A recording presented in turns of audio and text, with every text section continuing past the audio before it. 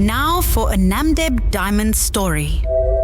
My name's Angie Scholtz, and in episode 2 of the Namdeb Diamond Story, our focus will be on techniques used to locate secondary diamond deposit. Today I'm joined by Namdeb geologist Collin Mbangu. Welcome, Collin. Thanks, Angie. Thanks for having me. How do you identify areas that might contain diamonds? Yeah, so on that, Angie, so before you embark on physical explorations for areas that may contain diamonds, it's very important to understand the geological setting and model of that certain area. And of course, this is then done using various techniques, with the first being looking at the geology, things such as mapping. I can also look at the historical data collection for that specific area. And once it's been determined that the area is prospective, that means you've determined that there is a true potential of secondary, in our case, placer diamond deposits in that area. You can then employ techniques such as geophysics, where you can just localize your areas of search, and also determine paleodrainages and how these may have been affected by, of course, secondary processes. But what is most important, as I mentioned, is that firstly, there has to be a proven source where these diamonds have come from. And of course, that route through the drainage that they've taken. This can be indicated by the presence of what we call indicator minerals, a diamond being one of them. So once that is determined, then those areas can be, of course, deemed prospective for you to be able to find secondary diamond deposits. Collin, the tools, or rather technologies, are most vital in the exploration process. Please tell us about that. So there's certain tools or techniques that can be employed or vital for exploration processes. Of course, one being remote sensing, such as the use of satellite imagery, of course, aerial photographs, amongst others, which would also be historical data. Again, you look at what was done and how were those methods that were previously applied to that almost turned out. And then the other one is, of course, then once, of course, it's been determined that the area is good enough for these explorations, what could also be done is the use of drilling techniques such as RC, and of course, later leading all the way up to sampling techniques such as, of course, trenching using various machineries to determine what the true value that may be sitting in such an area. But it's also important to know the potential, number one, and of course, the limitation of the tools that are available. Collin, what role does data play in the exploration process? A very important role.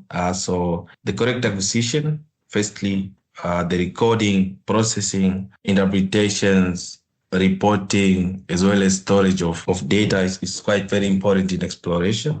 So this ensures that firstly, the correct data is collected and also to the best detail as possible. The data is also processed to pass through your quality assurance and quality control, and that the data is fit for purpose before that data is then used to build your geological models and final reportings. Incorrect data, for example, can lead to incorrect reporting and building of incorrect models. That can then also result in making the wrong business decisions or incorrect business decisions. And then, of course, this can have a negative consequence for an operation.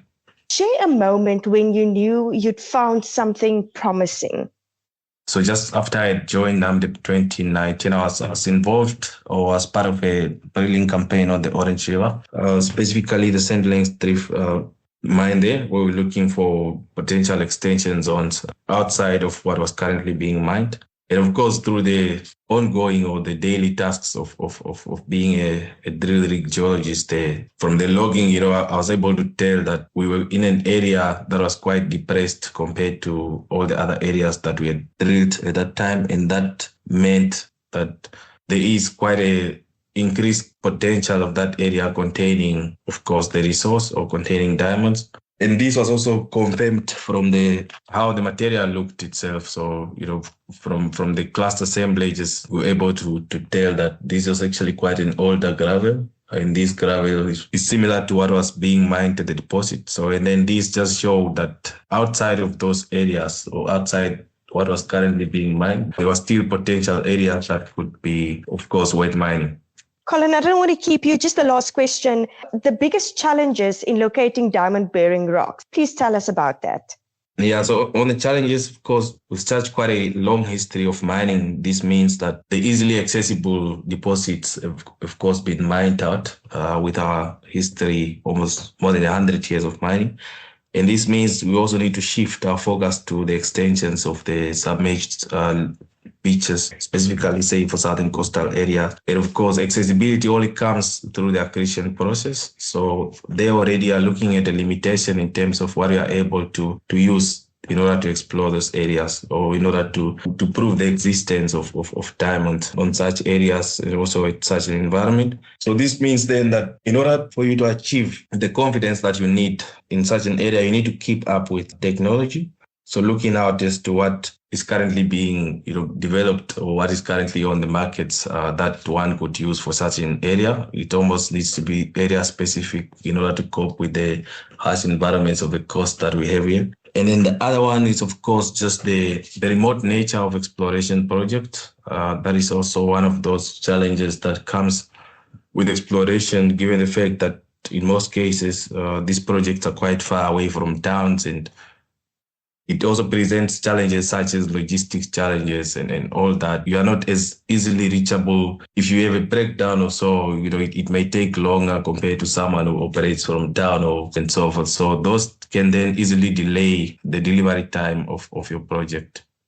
Collin, thank you so much for telling us that amazing story. It was lovely talking to you. Thanks for having me. That was your weekly Namdeb Diamond Story.